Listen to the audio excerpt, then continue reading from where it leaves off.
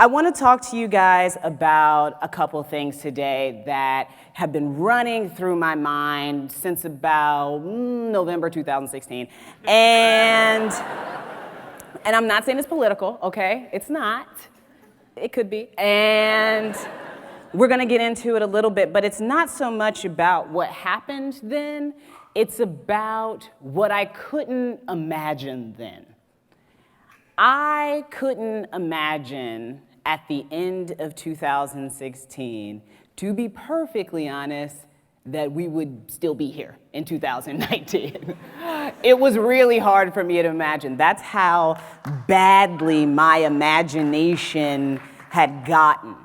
Like, that's how I just sort of, you know what I did? I went to Harry Potter World. I'm not kidding, that's what I did, because the only thing at that time that I could really think of that would help was magic. That was it. And I was like, yo, I'm not sure if magic exists, but if it's anywhere, it's at the Wizarding World of Harry Potter. So I went and I had a great time and I had a lot of fun. And then my dad got out of prison after 30 years. Right? Couldn't imagine that happening either. I thought he was going to be there forever. I'm serious. And I know that right now that's like, hey, that's not really a joke. But the truth is, I never thought I would get the opportunity to have my father or be in relationship with my father in the real world. And now it's been years. And I talk to him on the phone all the time. We got into a fight once. Me and my dad, we got into a fight, and I never thought that could happen. I giggled about it after the fight because I was like, holy shit, I got into a fight with my dad. There are so many things that for most of us seem like everyday things, very normal things, that other people cannot imagine. When a lot of you sit down with an idea in your head and you create a beautiful piece that actually looks like what you had in your head, to me, that is magic. To me, you are magical. I'm also a little bit obsessed with superheroes. Always have been, you know. I think a lot of kids who grow up feeling a little out of control and like they're in the middle of some chaos really, really love the idea that if things really went down, they could save the day. And I was definitely one of those kids. Absolutely. I was one of those kids to the point that when my husband was just my boyfriend, not just, but you know, but when he was my boyfriend, he asked me, hey, you know, if I were to propose someday, which I was like, you will. He said, you know, rings and things like that. Are you into that? Are you not into that? I don't know how you feel about those things. And I was like, very into rings. Yes, I am. But then I made, you know, the offhand comment, which was also kind of a real comment for me, you know, but I'd only accept a wedding ring made out of adamantium. And if you guys don't know what adamantium is, it's essentially the stuff that Wolverine's claws are made out of. And doesn't technically exist, but we'll see.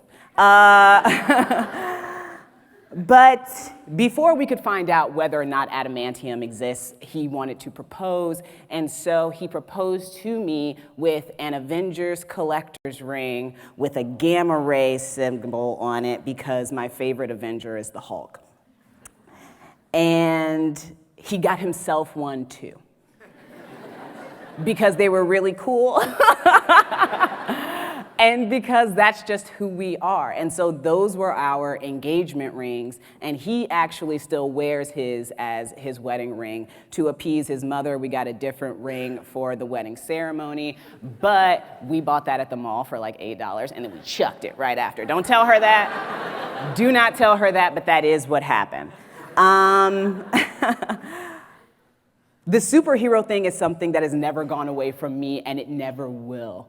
I just can't help it. There is always part of me that is really, really hoping that I'm gonna be able to save the day.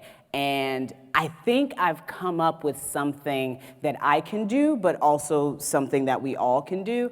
And it is hard, but we can do it, okay? So let's just start there, no debate. It's hard, but we can do it, okay?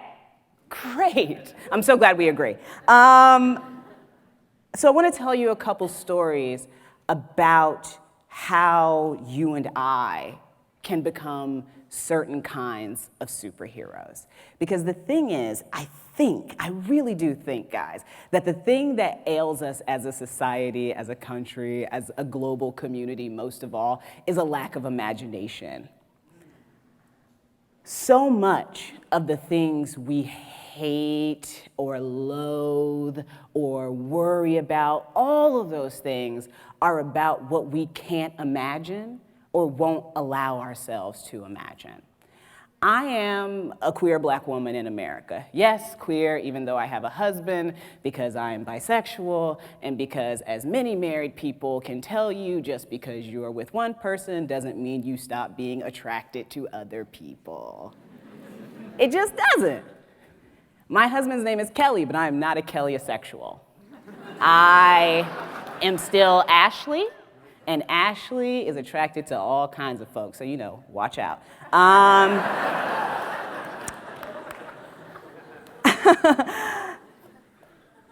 Imagination and what we can imagine, not just for ourselves, but for other people and about other people, is what can actually change the world. Racism is not really about hate.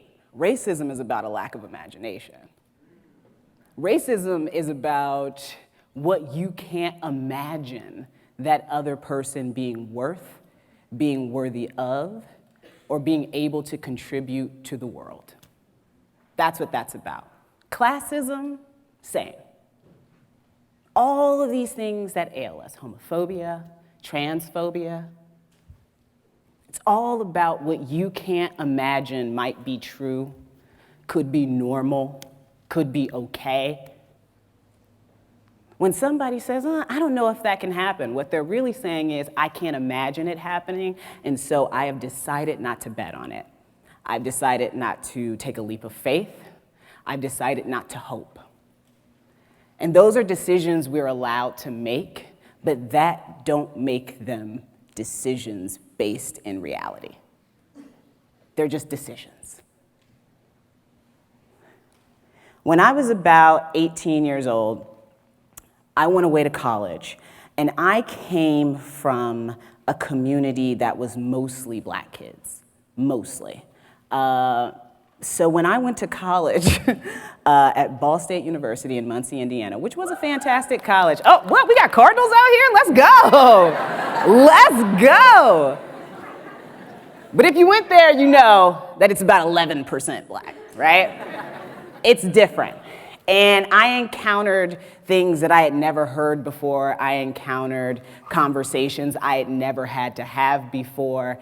And one of the things I got to do was go on something called an alternative break. Now, growing up, part of me wanting to be a superhero and wanting to help people meant I really wanted to get out there and help the poor, right? And my mom was like, yo, quit taking cans of food out of our pantry. We are the poor.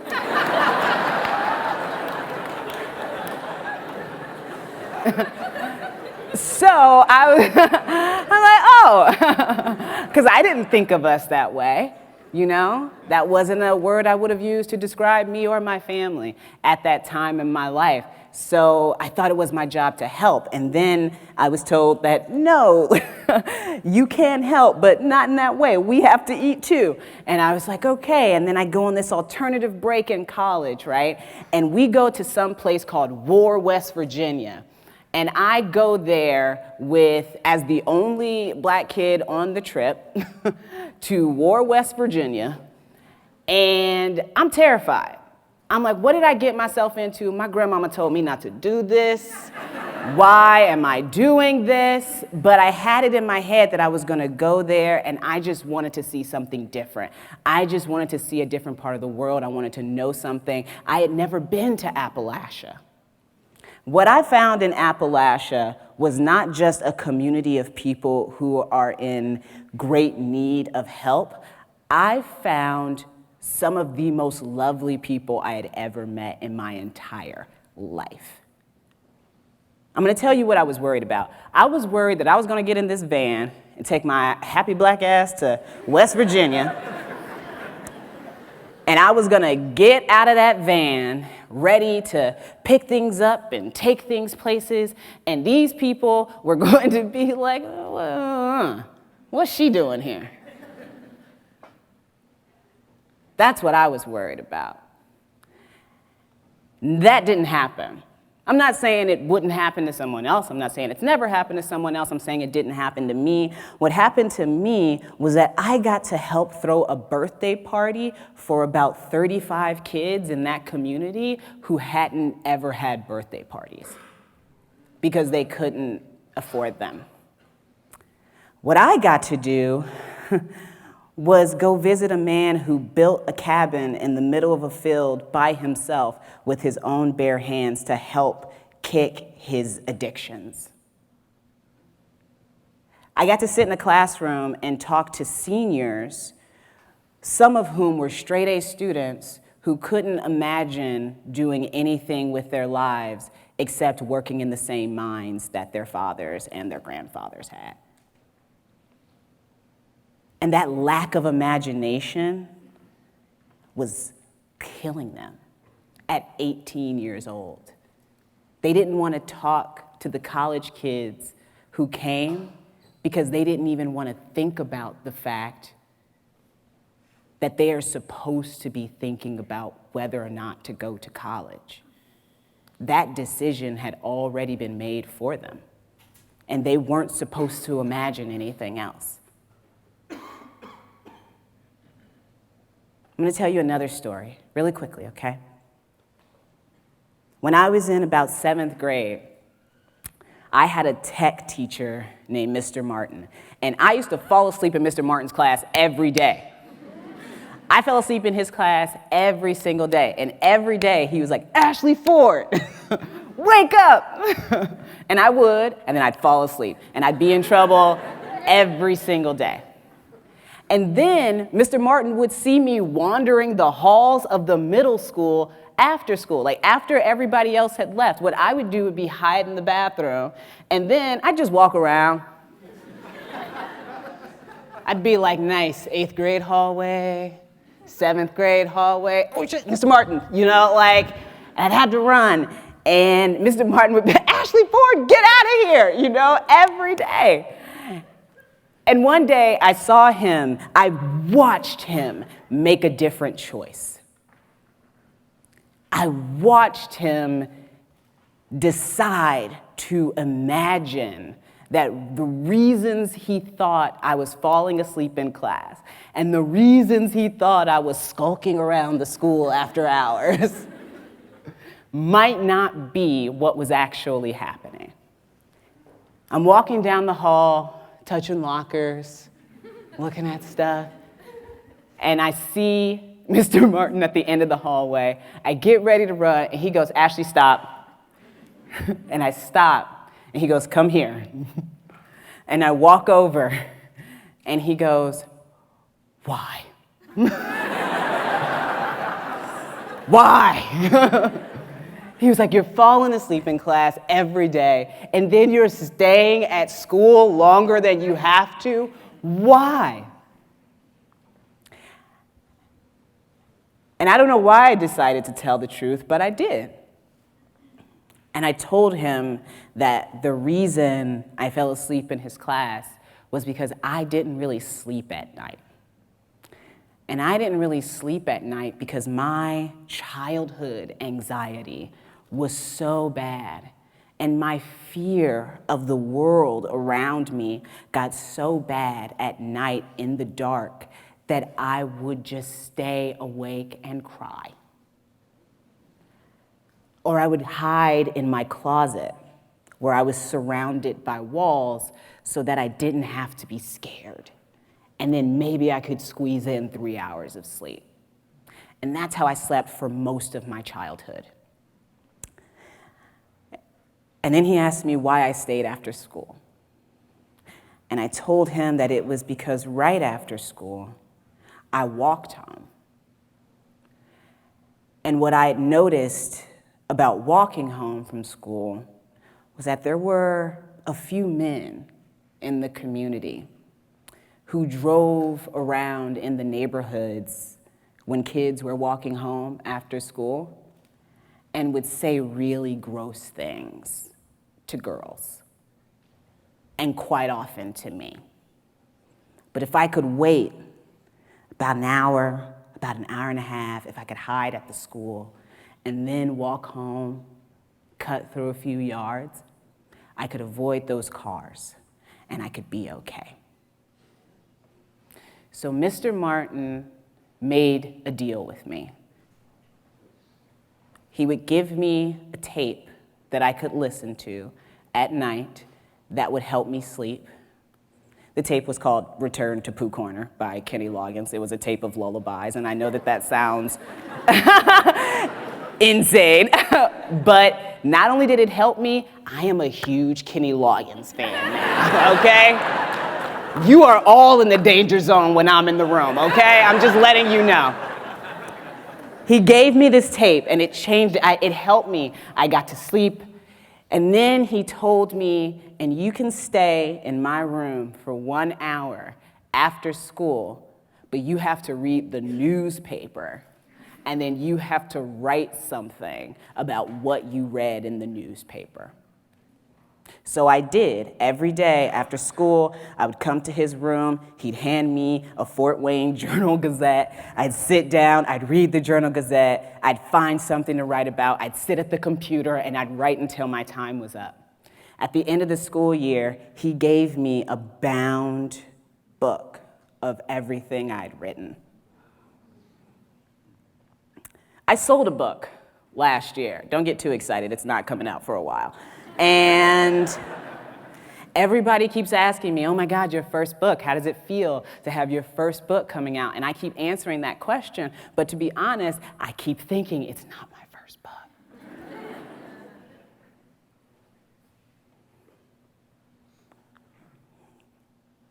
What happened to me in War, West Virginia was that I learned to imagine worlds and places and people and circumstances that I hadn't before.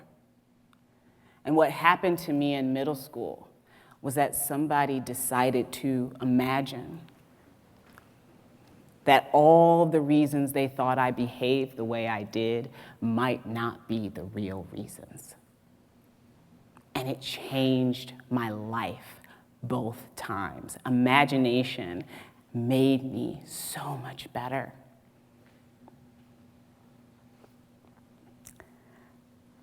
I was obsessed with being a superhero because I wanted to be physically strong, because I didn't want to be intimidated, and because I wanted to be able to carry heavy things and help people. I am still very strong. Don't get it twisted. The guns are in the house.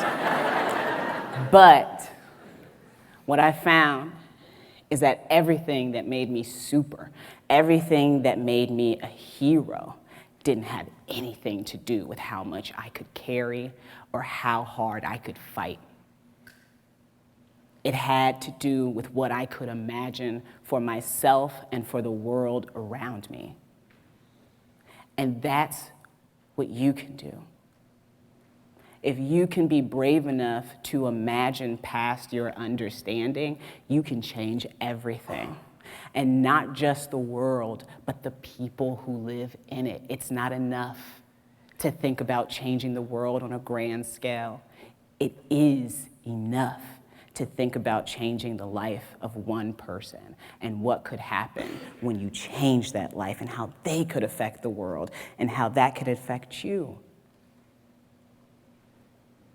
We can make beautiful things together, not just on paper, but in reality. Do that with me. Do that for me. And I promise, I promise, I promise, you will die. Die thinking of yourself as someone worthy and beautiful, maybe even a little bit of a superhero. Thank you. Thank you so much. Thank you.